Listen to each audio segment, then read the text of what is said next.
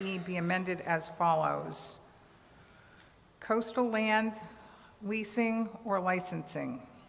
Leasing or licensing of any town-owned coastal land to a non-governmental body for erosion control protection purposes shall be subject to approval by vote at an annual or special town meeting. I'm going to recognize Mr. Maury, Vice Chair of the Finance Committee, for the purpose of making that motion. Is there a second? That motion is made and seconded. Mr. Maury, did the Finance Committee want to make any statement, or should I go directly to a sponsor? Okay. Is there anyone here who wants to speak in favor of this motion? Yes. Thank you, Madam Moderator. My name is, for the record, is Burton Balkine. A lot of you might know me as Spruce. For you who do not know me, I love our Nantucket beaches. I spend a lot of time there, and I was the lead petitioner in this article that was originally brought to town meeting in 2012 by Catherine Flanagan Stover and was passed at town meeting. And in 2013, there was an erosion control project that the one of our boards, or many of our boards, decided that it didn't need to go to town meeting, so they called it a private-public partnership. So that brought us to this amendment to that bylaw that we are trying to pass tonight. And it is just basically going to change, as you saw on the board, just a few words to close this loophole that our boards found in this amendment. So thank you guys very much. Thank you.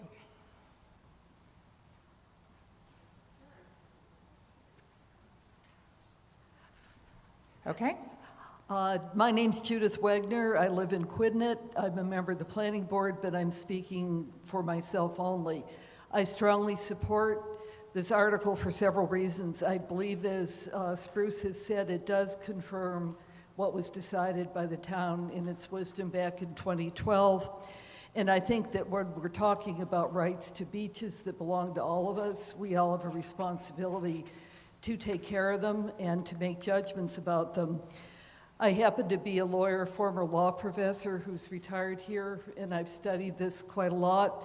I think that there really are parts of the island, and I'm working on this, it's probably a 5-year project, to go through all the old deed records to determine where exactly the proprietors created spaces that were designated specifically for the benefit of the inhabitants of Nantucket.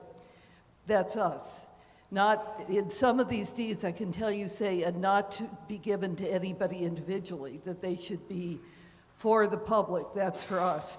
I think, too, that as we all understand, I'm sure as you've read just in the last few days, how in peril our planet is with climate change, with rising seas. If you were here last winter as we were seeing the way the northeasters came crashing in, I used to live in North Carolina. I have friends there who've been affected by Hurricane Florence, and we're probably thinking of friends in Florida tonight. We have to be attentive to our beaches, and we have to be attentive to the science, which really says it's not wise to be putting in metal revetments or other kinds of revetments that will block the action of the beach refurbishment as it works its way through the natural cycle.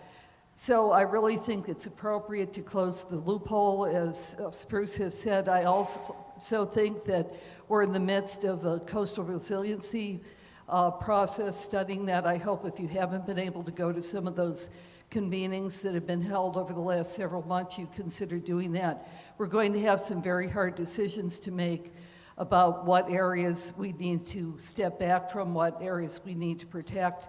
I believe that this proposal is very clear in saying any public infrastructure, things that are of great importance to the public, are not adversely affected or not going to be slowed down by action of the effect of this proposal, which would simply call for the public to convene in town meeting. And I think it's very important that we hang together lest we hang separately. I fear that we're in a time where there can be great balkanization, as we've already seen in politics. Neighbors may want to protect their own property, but that can often affect the fisheries, affect downdrift. Beaches can do things leading to serious effects for all of us in ways we don't anticipate. It may be at some future point, once we have a strong coastal resiliency game plan here, this would not be necessary. But in my strongest belief, I really urge you to vote yes on this article. Thank you.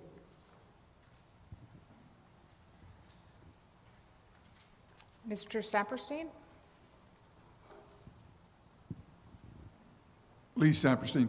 Thank you, Madam Moderator, colleagues. With apologies to those who are hoping to go home sooner, I would like to address some challenges and problems in the document or warrant as written. And to those who are proponents of this, I share your enthusiasm for Nantucket and its environment. What I don't like are messy environmental legislations that may cause more problems than they solve. I've been reading environmental regulation and writing it for the state of Pennsylvania, for county in Kentucky, for Nantucket, for over 40 years. I understand a little bit about how it works and what are the ingredients of good legislation. I've read chapters 66 and 67. They're messy, and this might just make it messier. Town owns coastal land. It's not well defined in 66, and it gets even worse when we ask, does this include the harbor? Not clear. Does it include the Great Ponds? Not clear. What about town-owned coastal land? Yeah, it probably includes Matacasham, Surfside, Cisco, Mattocket, Dionys, jetties. But what about all those little ways that go into the water? Hoyks Hollow Road, or Mattocket Road, or Massachusetts Avenue, or Pocomo Road. They are town-owned and they extend all the way to the water. They're 33 feet wide. Are they town-owned coastal lands subject to this? It's not clear because it's not defined. What's a non-governmental body? Normally, NGOs, non-governmental organizations, refer to something like the Red Cross, and we've got half a dozen of them here in town, Land Bank, Conservation Foundation, so forth. Does it include a private citizen, non-governmental body? It's not clear. So as my time runs out, and I was going to tell you a few more things, which Madam Moderator, I hope I may, I'm proposing that we turn this over to a work group and come up with a thoughtful resolution that achieves the goals. Okay. Now, one thing that's missing from this is emergency. Some way there has to be a handling of an emergency. If we look to the south, we know that the weather can be brutal, and sometimes you have to deal with it quickly. And so, just a couple of other little things.